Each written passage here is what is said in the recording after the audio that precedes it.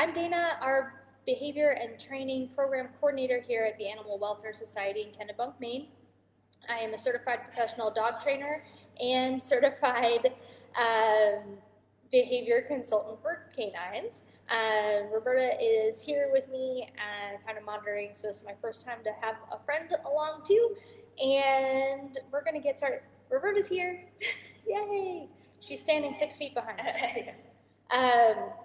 So today's training topics, we're going to cover puppy biting and chewing. A lot of people have asked this. Their puppies are getting restless at home, so we're going to tackle some of that.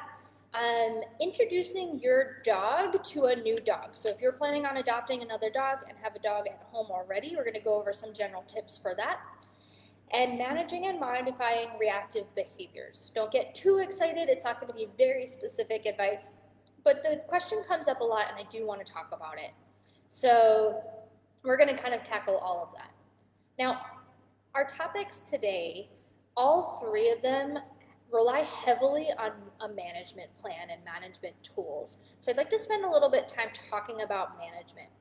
As a trainer, this is something that is really important to me and the most critical part of any training plan that we use to correct problem behaviors. And when I present these ideas to clients, sometimes I get a little bit of pushback that it is just a Band-Aid solution, or how will they ever learn if we avoid things? And I wanted to just put this out there that what management actually does is prevent your dog from practicing any of the behaviors that you're looking to correct. So it doesn't give them the opportunity to keep going and forming that habit, and it also doesn't provide the situation for them to experience the emotional distress that also comes with experiencing and encountering their triggers. So management is a set of tools or area or prevention that we use reliably to help prevent your dog from displaying the behaviors that you don't want to see, and it gives your dog a bit of a break and you a break. And that allows your behavior modification plan to take place. So without a solid and strong management plan, behavior modification is very, very difficult, and it is not as reliable. So we're going to think about management throughout our topics today, and a lot of it is prevention and thinking ahead. So the more you can be proactive and think ahead about things, and setting your dog up into situations or your family up into situations, the more you can get ahead of a problem and train your dog to do the right thing or provide an opportunity to do the behavior that you would rather see than the problem behavior that they're producing. So let's dive into puppy biting and chewing. So many of you are home right now with these little puppies, and their little needle shark teeth. And it hurts, and it's not fun, and they get into everything, and they chew on everything, especially you. And I know that most puppies, and a lot of you are experiencing the witching hour or the terribles reliably at night or in the morning, where they're just zooming and biting, and they're little Tasmanian devils. So I want to break this into a couple of parts. One is we're going to think about management. So if there is a time of night or day or any specific reliable time, when you sit down to dinner, 7 p.m., when the TV comes on, whatever it is, plan ahead. Make sure your dog has a quiet place to settle down on their own where they cannot get their teeth on something they shouldn't have. Whether that's your hand, your pants, your socks, the remote, whatever it is, have a space set up so that you can use a management tool to get them to settle. Have things ready for them to chew on. So a Kong stuffed with some peanut butter, a nice big, stuffy toy, anything that they can really get their mouth on that is appropriate for them to have. So if your dog is casually starting to kind of mouth and chew on your hand, we're going to very quietly and gently just pull our hands away, maybe even stand up, give it a second, and try to re-engage our dog with a toy, so that they are chewing on something appropriate. And sometimes we might even need to kind of walk away from this for a few moments and then come back and re-engage. I know sometimes they're not chewing very hard, but if you don't want them chewing on other people's hands, you don't want to let them chew on your hands either. So we want to discourage them, redirect them to a toy, a food puzzle, some exercise, training, any sort of different activity there. Another way where puppies really get kind of bitey and frustrated is when you tell them no. So they're chewing on something or they're doing something kind of naughty and you go, no, don't do that, and they turn around and they bite you. And this is kind of like what human toddlers do, is they don't really have another way at this point to express their frustration, so they use their teeth. And they don't really understand the human rules. Like, all they're thinking is, you took away my fun thing and I can't do that anymore. I don't understand. So they bite. So it's really important to kind of trade them, call them over. If you have a dog who does kind of get really mouthy when told no, is work on training the right behaviors, the ones that you do want to see, very heavily, so that the wrong behaviors are not as prevalent and not as heavily reinforced. And then if they are doing something, try to call them over, maybe put a leash on, and then prevent them access from the activity or item where they were getting themselves into trouble. Another time puppies get really bitey is with rough play. It's really fun to wrestle with our puppies and really fun to wrestle with adult dogs. However, they can get overstimulated. So at this point, again, you're going to gently disengage and provide them with something else to chew on or a way to go settle in another space on their own to kind of calm down. If you start to get like no and push them and move them away, sometimes that they're still in that play mode and they're really going to kind of bite a little bit harder. So you want to quietly disengage, just kind of be really neutral about this, so it doesn't get them more overstimulated. True puppy aggression is pretty rare, but if you suspect that your puppy is showing aggression, which aggression is intent to harm. So not just, I don't know what to do and I'm just putting my mouth on things because I'm a bitey puppy, but you did something and I am going to hurt you, is what aggression looks like in puppies. And that's something you should work with a trainer on. So if you suspect that your puppy has some real aggressive tendencies, you do want to seek some professional help. And then the chewing on things that they shouldn't have, we always advise you to call them away and then re-engage them in another activity. If they have grabbed something and are not giving it up, please trade your puppy with some treats or a toy or something that's appropriate for them to have, and use management of puppy-proofing your house by using gates, crates, tethers, and cleaning up anything that they should not be allowed to chew on. So that's the puppy biting and chewing tips for now. If you have any questions, please email us, obedience@animalwelfaresociety.org, and we're happy to send you some more information on this. Okay, our next topic is introducing your dog to a new dog. We get this question all the time. It's really popular right now with everybody staying home, that they are looking to introduce new dogs to their families. If your dog at home has successfully lived with other dogs before, this is a bit easier. If you know for a fact your dog is dog aggressive, I do not recommend just bringing a new dog into your home. It can be pretty stressful, so you want to make sure it's the right decision for everyone in the family.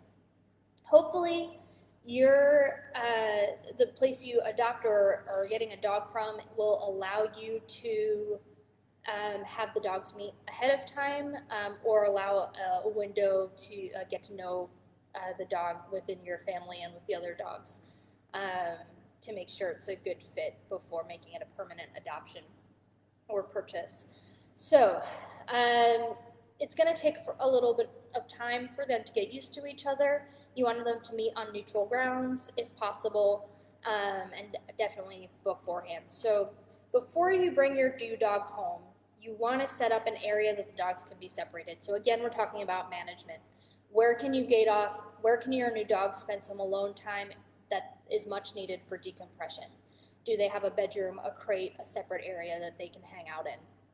So you want them to make sure that they can be safe and rest alone, or that the dogs have areas where they can both be separated. You want to clear any common areas that they're going to be in of food, toys, anything that they may perceive as a resource and could potentially get into a fight over. So clean up the areas so there's really not much going on there. And then have supplies ready for both dogs. So 2 sets of food bowls, 2 sets of toys, 2 sets of treats and chew bones, 2 leashes, everything, so that you're prepared in case they really do need to be separated. Upon arrival, you want to, did I freeze? Can anybody see me? I just want to double check. Roberta, am I still going? I got a comment that I froze. So let me just make sure that we're here before I start with some new advice. Am I frozen? Nope. Okay, might be my mom's. Nope, all right, I got a thumbs up. Things are coming in. Okay, and my mom says we're back. Cool. All right, so your new dog arriving at home. You don't want to just bring your new dog into the house directly and have a confrontation with your already resident dog. Thanks everybody for weighing in. Best to keep your new dog in the car for a minute. Go inside, get your resident dog, get some treats so everybody has treats. If you have 2 people, really recommend having an extra person, even if it's just a friend who's visiting who can help with this. Bring your family dog out on a leash, do some treats, and start to take them for a walk. Get your new dog out of the car or walk from a different direction, and you're going to start parallel walking. So this is going to be, they're about a leash length 6 feet apart. They shouldn't be able to get to each other. You're going to walk side by side, letting them look, giving them treats, letting them sniff, have a positive experience. If they seem pretty relaxed, you are going to let them get kind of a little bit closer, let one pull up in front, have the other be able to kind of sniff their butt and keep going, sniff the butt and keep going. And if they're doing well, you can let them meet. Try to avoid face-to-face meetings and make sure you keep the leashes nice and loose. It is going to be our natural inclination to have a really tight grip on that leash, and you do want to make sure it's secure, but tension on the leash can produce some tension in the dog, so you want to keep the leash nice and loose. And the first meeting should be at most 3 seconds, so count to 3 in your head, let them sniff, and then call them. Do not pull them away to keep walking. So come on, puppies, let's go, and we keep walking. Excellent. So now that they're doing that, and you've let that happen a few times, they seem to get along. You're going to see some play bowing and soliciting affiliate behavior. You can start to maybe head towards a yard or your living room or somewhere that you may feel comfortable dropping the leash. Now, this may not happen on the first time, so if the dogs are nervous around each other, bring one inside, let them calm down, bring the other to their other separate area, keep them separated, and try walking again until they are comfortable enough where you feel like they would be okay to play in a yard together or your living room. So once that happens, great, you can let them play, see how they get along, and keep some time for decompression. Now that they're living together, we have some tips for advice. Do not leave the dogs unsupervised until they really know each other and that you can trust that they can be alone together and behave appropriately and safely. You're going to feed them in separate locations so that there is no opportunity for them to get into a fight over food, especially with a dog that they are not quite familiar with and don't have that level of trust and comfort with yet. Again, that's management. Supervise the time around resources, toys, food, treats, bed, couch time, access to you, and look for any concerning or stressful body language in case that there is a sign that one of the dogs is uncomfortable sharing. Have the same rules for both dogs. Sometimes we get into trouble by trying to establish a hierarchy in your household. So the existing dog who has been there longer, we naturally want to make sure that they still feel comfortable and supported. So we give them first access to food, or they're allowed on the couch, or they go outside first. And it's not necessary to do that. The dogs are going to dictate how they feel comfortable doing that. So you really want to make sure that you kind of take the dog's lead on that. They're going to establish their own preferences and relationship there. Make sure that you spend time with each dog independently.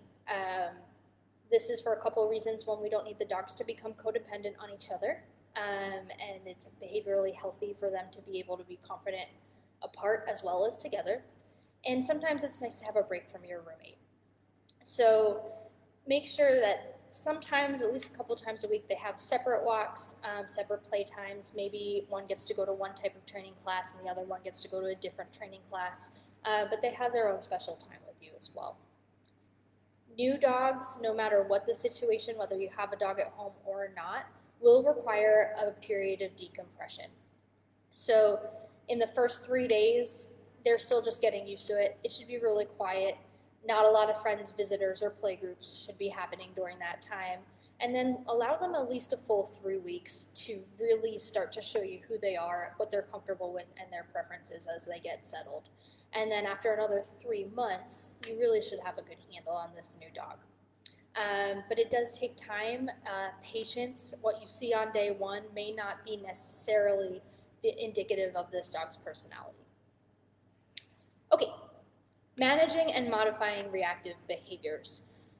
So I'm kind of lumping this in as one question because we get a lot of different write-ins each week. My dog barks and lunges at people coming in the house. My dog barks and lunges at skateboards and bicycles. My dog barks and lunges at cars going by, squirrels.